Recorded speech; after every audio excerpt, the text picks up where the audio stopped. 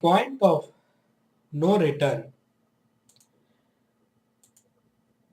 called the event horizon of the black hole, is of crucial importance.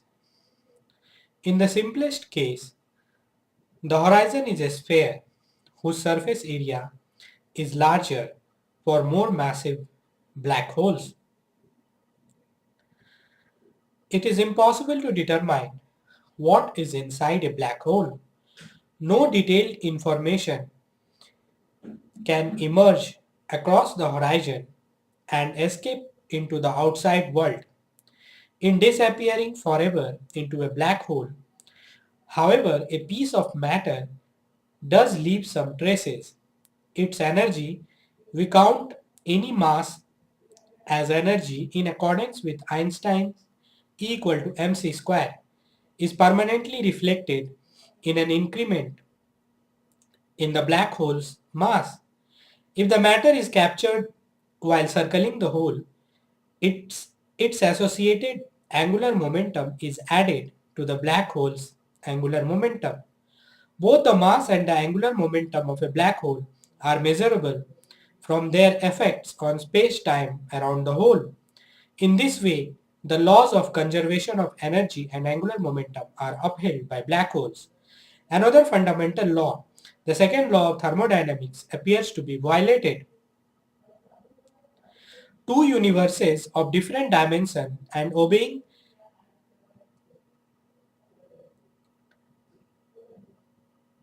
separate physical laws are rendered completely equivalent by the holographic principle.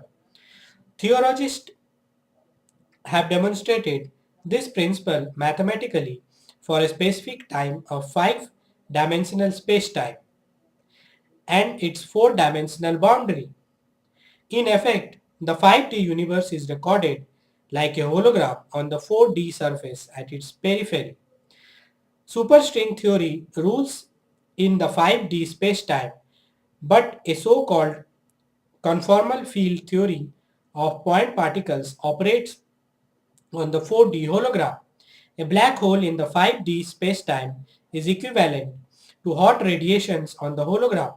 For example, the hole and the radiation have the same entropy even though the physical origin of the entropy is completely different for each case. Although these two descriptions of the universe seem utterly unalike, no experiment could distinguish between them, even in principle. The second law of thermodynamics summarizes the familiar observations that most processes in nature are irreversible.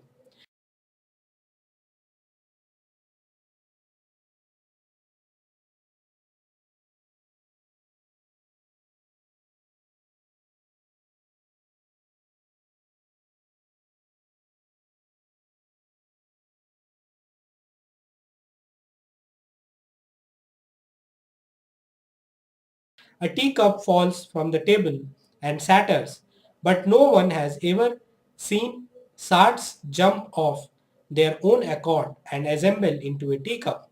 The secondary law of thermodynamics forbids such inverse processes. It states that the entropy of an isolated physical system can never decrease. At best, entropy remains constant, and usually it increases. This law is central to physical chemistry and engineering. It is arguably the physical law with greatest impact outside physics. At first emphasized by Wheeler, when matter disappears into a black hole, its entropy is gone for good. And the second law seems to be transited, made irrelevant.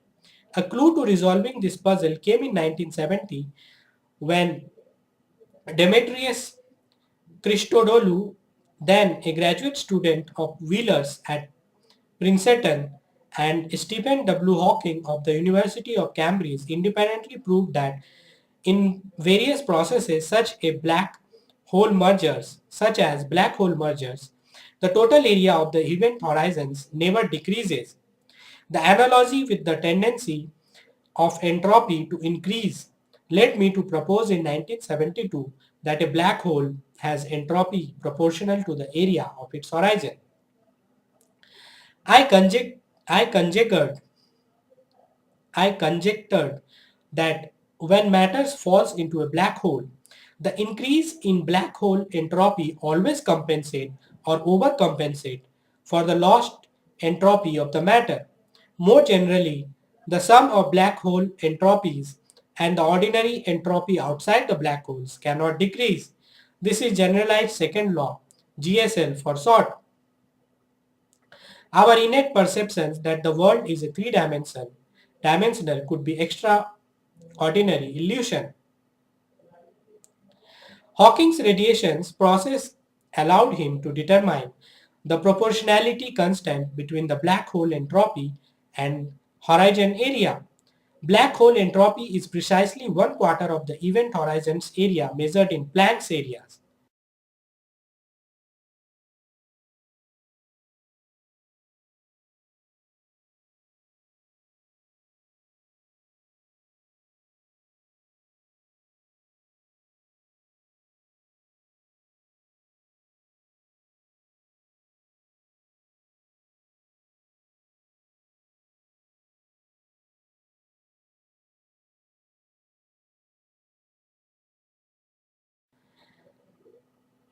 The Planck area is its even in thermodynamics terms, this is vast quantity of entropy. The entropy of a black hole on one black hole 1 centimeter in diameter would be about 1066 bits, roughly equal to the thermodynamics entropy of a cube of water 10 billion kilometer on a side. The world as a hologram. The GSL allows you to set bounds of information capacity of any isolated physical system, limits that refers to the information at all levels of structure down to level X. In 1980, I began in 1980 studying the first such bound called the universal entropy bound, which limits how much entropy can be carried by a specified mass of a specified size. A related idea, the holographic bound, was devised in 1995 by Leonard Susskind of Stanford University. It limits how much entropy can be contained in a matter and energy occupying a specified volume of space. In his work on the holographic bound, Susskind considered any approximately spherical isolated mass that is not itself a black hole and that fits inside a closed surface area of A. If the mass can collapse into a black hole, that hole will end up with a horizon area similar than A. The black hole entropy is therefore smaller than A by 4. According to the GSL, the entropy of the system cannot decrease, so the mass origin entropy cannot have even bigger than A by 4. It follows that the entropy of an isolated physical system with boundary area A is necessarily less than A by 4. What if the mass does not spontaneously collapse? In 2000, it was showed that a tiny black hole can be used to convert the system to a black hole not much different from the one in Susskind's argument. The bound is therefore independent of the constitution of the system or the nature of the level X. It just depends on the GSL. We can now answer some of these elusive questions about the ultimate limits of information storage. A device measuring a centimeter across could in principle hold up to 1066 bits, a mind-boggling amount. The visible universe contained at least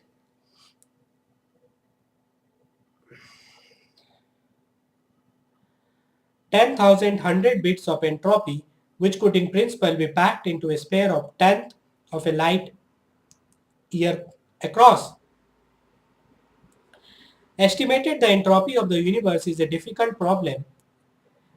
Estimating the entropy of the universe is a difficult problem. However, and much large numbers requiring a sphere almost as big as the universe itself are entirely plausible. But it is another aspect of the holographic bound that is truly astonishing, namely that the maximum possible entropy depends on the boundary area instead of the volume. Imagine that we are piling up computer memory chips in a big heap. The number of transistors, the total data storage capacity, increases with the volume of the heap. So, too does the total thermodynamic entropy of all the chips. Remarkably, though, the theoretical ultimate information capacity of the space occupied by the heap increases only with the surface area.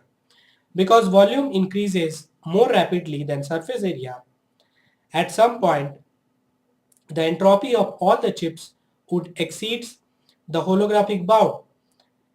It would seem that either the GSL or our common sense ideas of entropy and information capacity must fail. In fact, what fails is the pile itself. It would collapse under its own gravity and form a black hole before that impasse was reached. Therefore, each additional memory chip would increase the mass and surface area of the black hole in a way that would continue to preserve the GSL.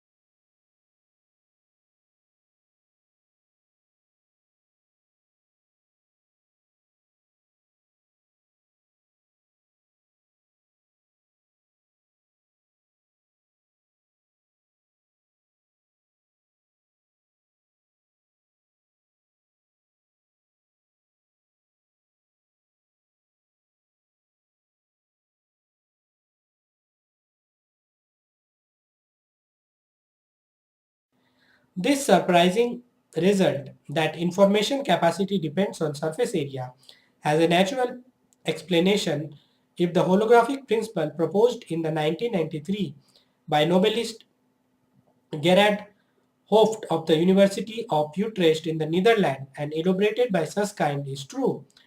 In the everyday world, a hologram is a special kind of photograph that generates a full three-dimensional image when it is illuminated in the right manner. All the information describing the 3D scene is encoded into the pattern of light and dark areas on the two-dimensional piece of a film, ready to be generated. The holographic principle contains that an analog of this visual magic applies to the full physical description of any system occupying a 3D region. It proposes that another physical theory, defined only on the 2D boundary of the region, completely describes the 3D physics. If a 3D system can be fully described by physical theory operating solely on its 2D boundary, one would expect the information content of the system not to exceed that of the description on the boundary.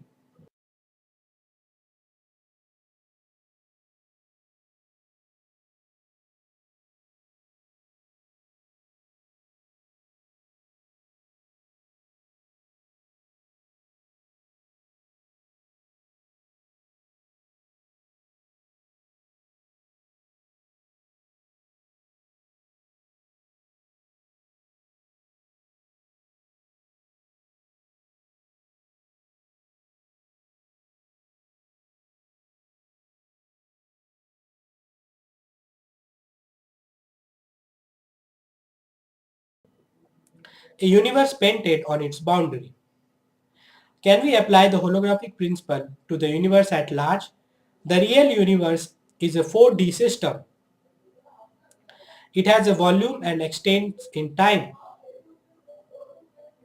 If the physics of our universe is a holographic, there would be an alternative set of physical laws operating on a 3D boundary of space-time somewhere that would be equivalent to our 4D physics.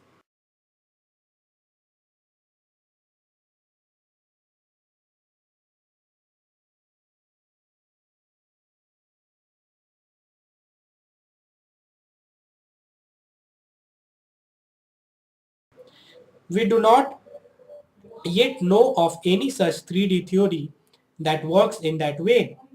Indeed, what surface should be used as the boundary of the universe? One step towards realizing these ideas is to study models that are simpler than our real universe. A class of concrete examples of the holographic principle at work involves so-called anti-de Sitter spacetimes. The original de Sitter